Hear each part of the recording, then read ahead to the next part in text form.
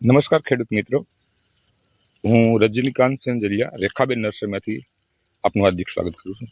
મિત્રો, તમે આકાશમાં જોઈએ છે મારી પાછળ જે વાદળાના ઝુંડ છે. હવે એ વિશે જ આપણે કંઈક વાત કરવાના છીએ.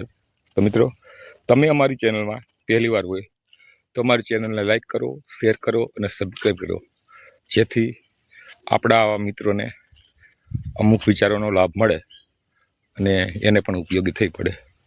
તો મિત્રો, હવે આજે આપણે અલ્ટ્રા આઇડેન્ટિટી વાવેતર કરેલું હતું એ બરાબર છે કે નહીં એ બાબતની આજ વાત કરવાના છીએ. તો તમે જુઓ કે પહેલાં આપણે માનતા કે અલ્ટ્રા આઇડેન્ટિટી વાતાવરણની હિસાબે આ ફળ અને બગીચાને થોડી અસર થશે, પણ હવે ફરી આજ આવા ગ્લોબલને કારણે હવે ફરીવાર આપણે એક આપણી ભૂલ હતી એ સમજવાના આપણે પ્રયત્ન કરીએ. તો ચાલો મિત્રો, તમે મારી સાથે આપણા જ બગીચામાં ફરતા આપણે વાતો કરીએ કે અલ્ટ્રા આઇડેન્ટિટી વાવેતર એ ખરેખર યોગ્ય છે કે નહીં.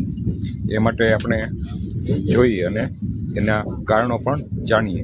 તો મિત્રો, તમે મારી સાથે અમારી આ ચેનલમાં અને અમારા ફાર્મમાં સફર કરો. તમે જોઈ રહેશો ને, આપણે આ બધા 5 બાય 10 વાવેલ છે. આ 5 ફૂટની જગ્યા છે, બિહાર વચ્ચે 10 ફૂટની જગ્યા.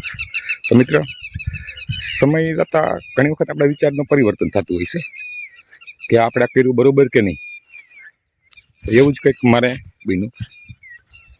વાતાવરણ ફેરફારને કારણે ઘણી વખત એવું થવા માંડ્યું કે આજે વાવેતર કર્યું છે અને આપણી જમીનમાં છે એનો ગ્રોથ થાય છે. આજે 1.5 વર્ષનો છે, આપણે ગોઠલા જ અહીં ગ્રાફ્ટિંગ કર્યું હતું અને વિકાસ પણ સારો, તો સમય જતાં વધે.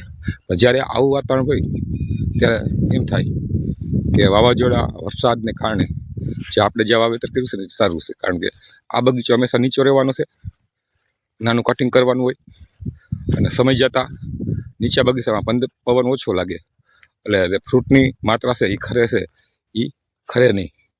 તો એ રીતે આપણે વિચારસરણીમાં થોડા ઘણા ફેરફાર થયા રાખે. હું પણ એવું વિચારું છું કે 5 બાય 10 વાવેતર કર્યું છે, હવે એને જેટલા રીએ પ્લાન્ટ એટલા રહેવા દેવાના, બાકી 10 ફૂટે ભલે રહે. પણ સમય જતાં વિચારસરણી બદલતી જતી હોય છે અને એમ થાય કે ઘાટું હોય તો એમાંથી પવન પસાર થાય નહીં. હવે વાતાવરણ પણ એવા થઈ રહ્યા છે.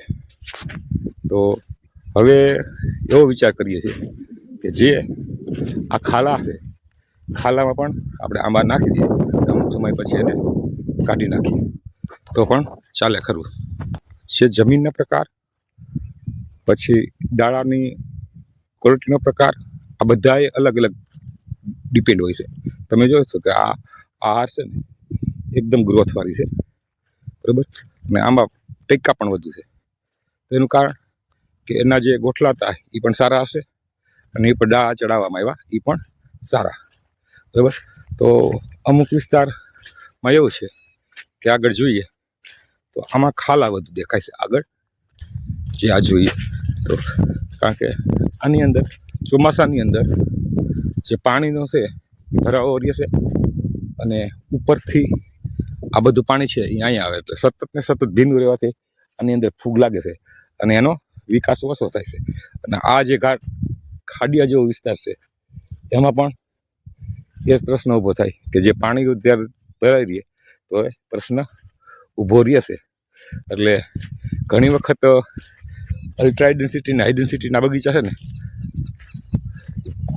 આવા વર્ષે કામ લાગે, કારણ કે ઓછું ફ્લાવરિંગ હોય તો થોડામાં પણ કરીને ઘણું થઈ જાય. તો એટલે આપણે હવે ફરીવાર જે આપણી જે પદ્ધતિ હતી એને ક્લિયર કરશું અને જે આ ફૂંકાઈ ગયેલા છે ને, આ ફૂગને કારણે ફૂંકાય છે.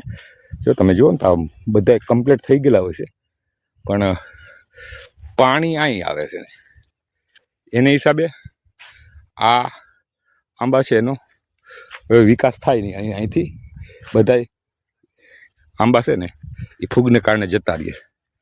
એટલે આ જે પાણી ભરાય, કદાચ વરસાદનું પાણી હોય થોડુંક આપણું છેલ્લીને પાણી હોય, એટલે આ પાણી કેવી રીતે, એટલે વારંવાર અહીંથી પાણી આવતું હોય તો આંબાનો પરિસ્થિતિ આવી નિર્માણ થાય.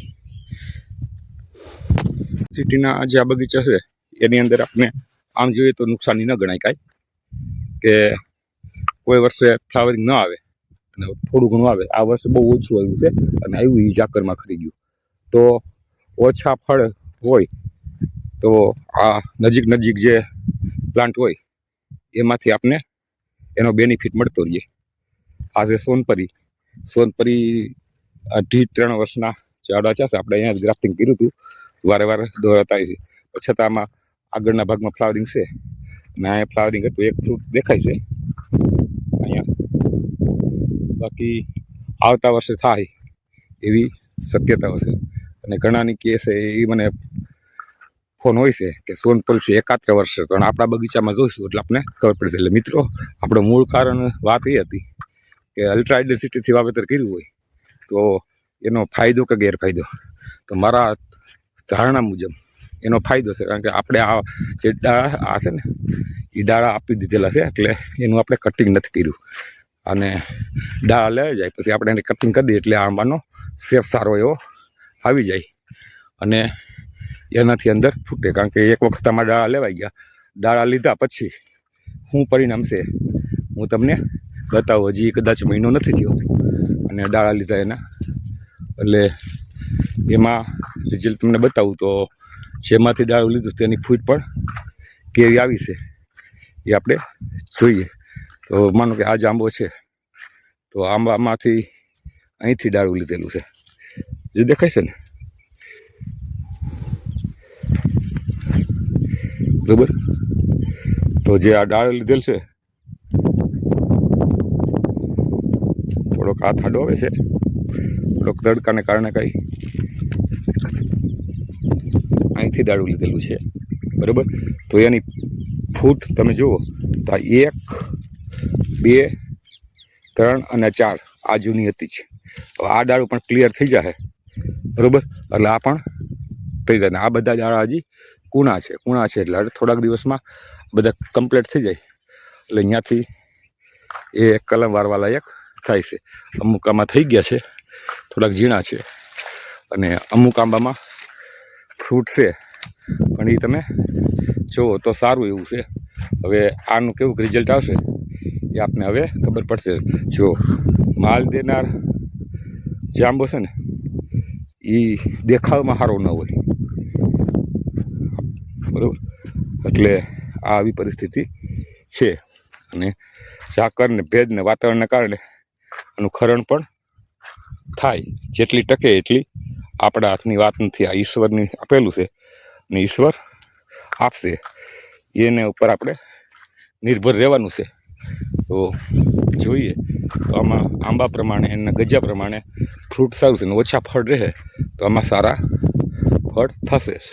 આમ જોઈએ ને કે આગળ કહે ને તો ખખોડી માણા હોય ને એ કામ કરતો હોય અને હટ્ટો એ કામ ન કરે. મામા જો આંબાએ જો ફળ સાચવી રાખ્યા છે ને એટલે આને જોવામાં આપણે સારું ન લાગે, વેર વિખેર આપે બધું. જો આમાં બધે ફળ સાચવી રાખ્યા છે ને, એટલે આ બીજા આંબાની તુલનામાં છે ને આ આંબો નબળો લાગે આપણને. આમ જોઈએ તો આ જોવામાં તો ઓહો ગયા કેવા છે એમ જોઈ લો છે ને, ગમે એવું બધું. તો આ આંબો છે એ થોડોક નબળો દેખાય કારણ કે એણે ફળ સાચવી રાખ્યા છે.